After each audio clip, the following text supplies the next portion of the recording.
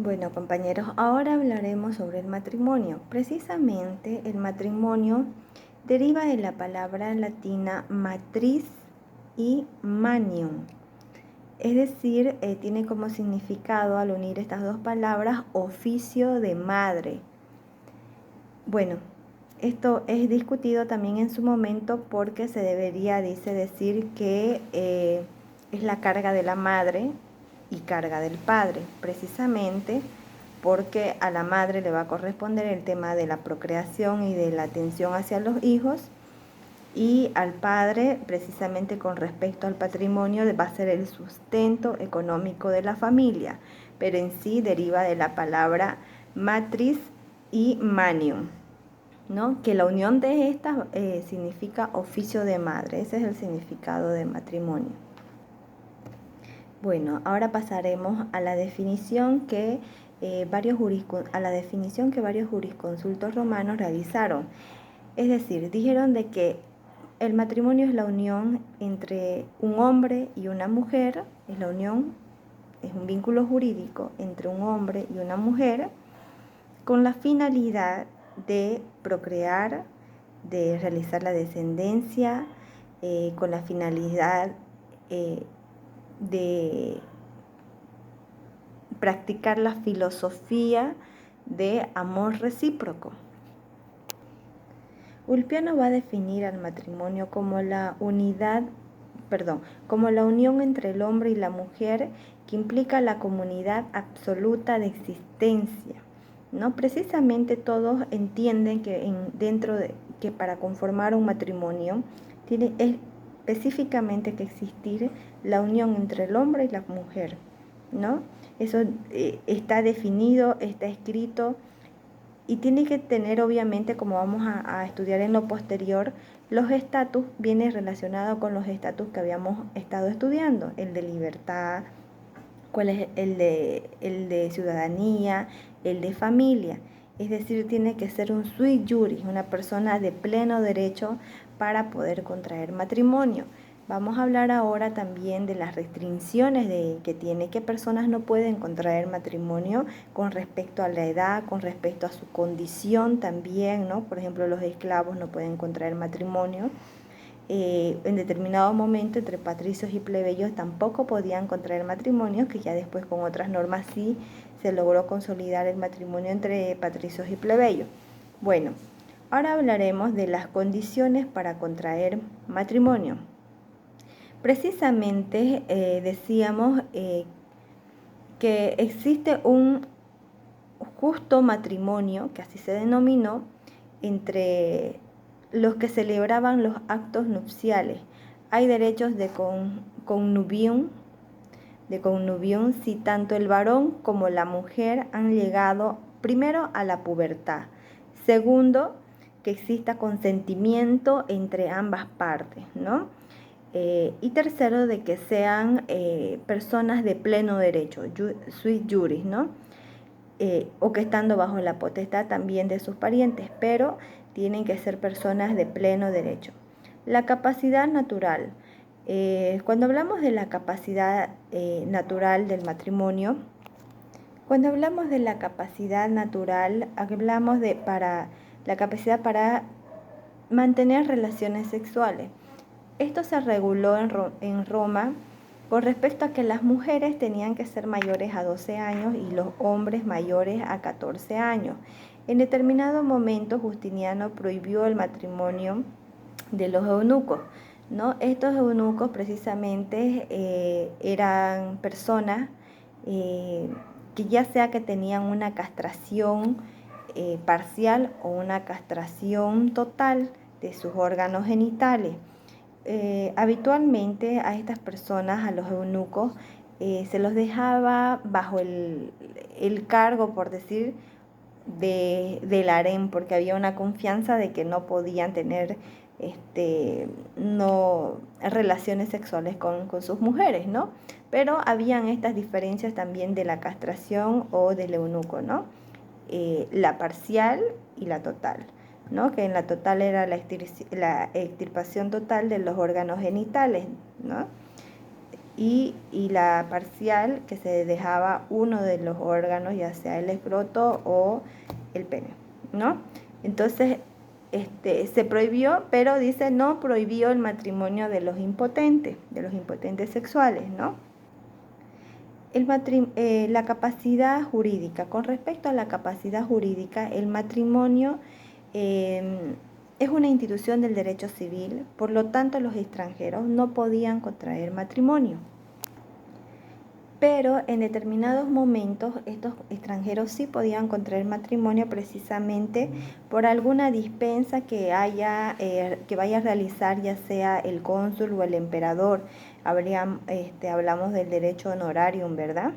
Que dispensaba a que ciertas personas o cierta comunidad adquiría el estatus de ciudadano, de liberto, y podían contraer matrimonio.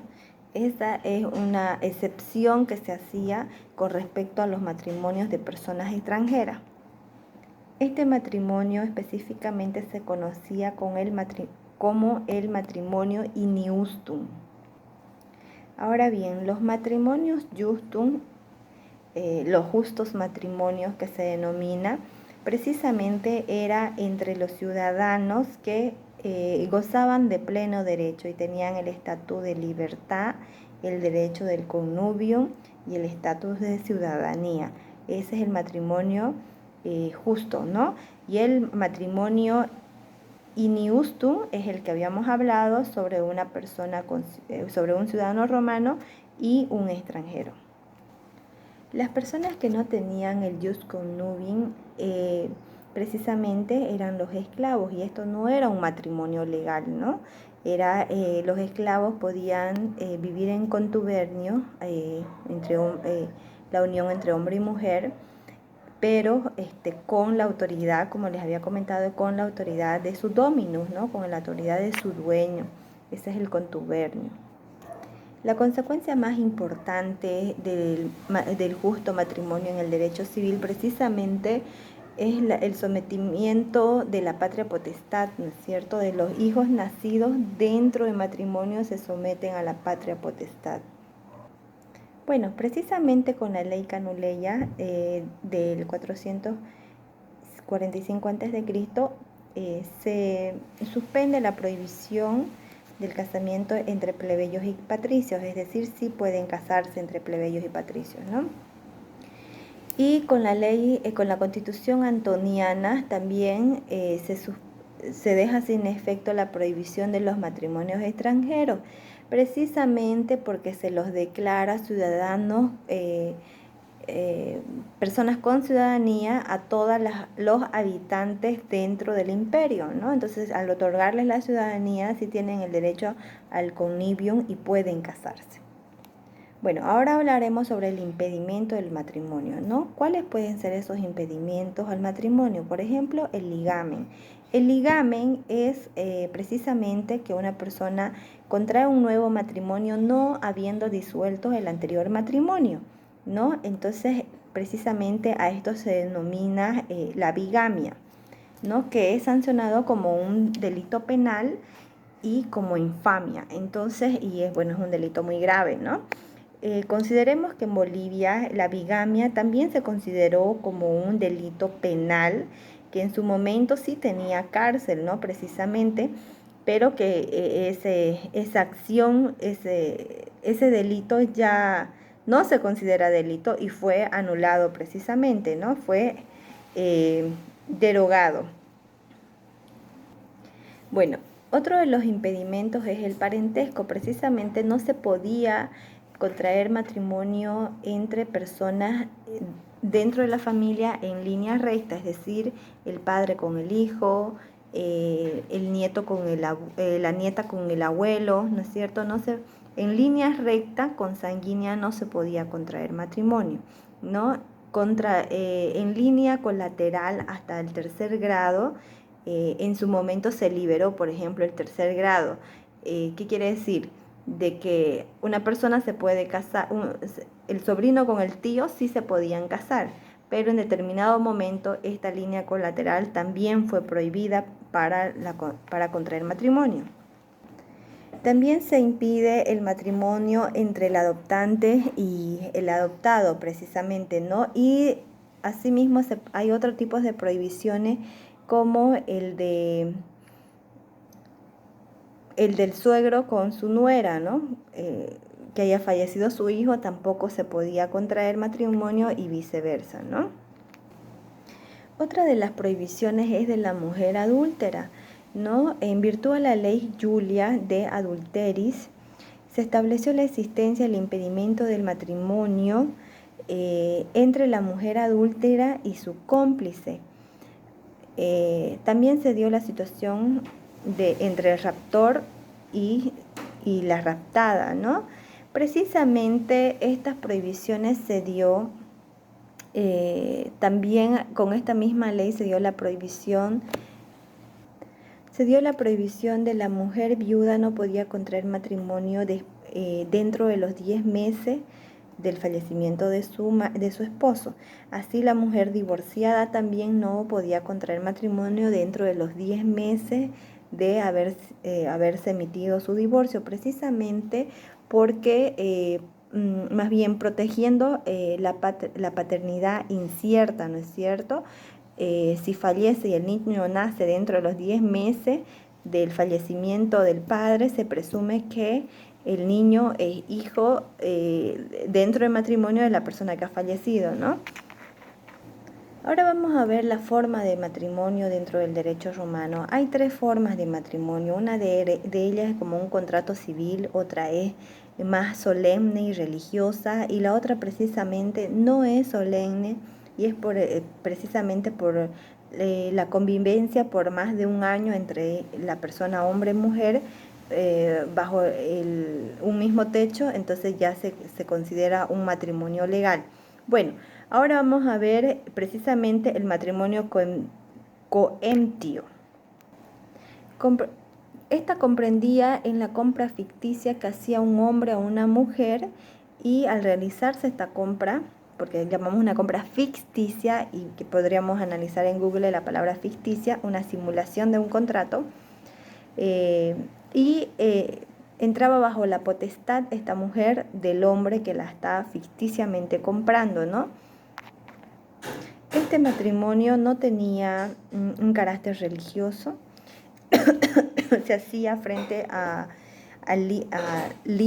libre pens, que era una autoridad, y se acudía precisamente con 5 testigos, que estos deberían ser ciudadanos romanos libres, ¿no? Para ser testigos evidentes. El matrimonio confarreatio era exclusivamente el matrimonio entre patricios, era totalmente solemne, era religioso, era una ofrenda a Júpiter, donde se ofrendaba un pan de harina en presencia de los esposos que van a contraer matrimonio, y se hacía frente al pontífice con la presencia de 10 testigos. Esta solemnidad implicaba la entrada de la mujer a la familia del esposo, renunciando obviamente ya a la potestad de su familia de la mujer. Bueno, ahora vamos a ver este matrimonio usus que habíamos hablado en algún momento, ¿no? Es el modo de adquirir de la manus sobre la mujer. Es decir, considera una situación matrimonial de hecho en derecho. Una situación de hecho se convierte en una situación de derecho precisamente por el lapso que van a convivir estas dos personas, hombre y mujer, por más de un año. Transcurrido este año se consagra el matrimonio y se da por realizado este matrimonio por uso. Y bueno, podemos ver que en este tipo de matrimonio de uso está fuera de toda solemnidad, no es religioso, precisamente es por la continuidad en la convivencia que existen en estas dos personas de condición libre, que tienen derecho al connubius, si no lo tuvieran, no pueden tampoco acceder a este tipo de matrimonio. Entonces tenemos estas tres clases de matrimonio: el matrimonio coentio, el matrimonio confarreatio y el matrimonio usus, ¿no? El primero que no tiene una solemnidad religiosa, el segundo que sí tiene una solemnidad religiosa y está estrictamente reservado para los patricios, y el último, que es el uso, que es por el transcurso del tiempo, la convivencia de estas personas libres que viven bajo un mismo techo se consuma el matrimonio y se lo legaliza de tal manera.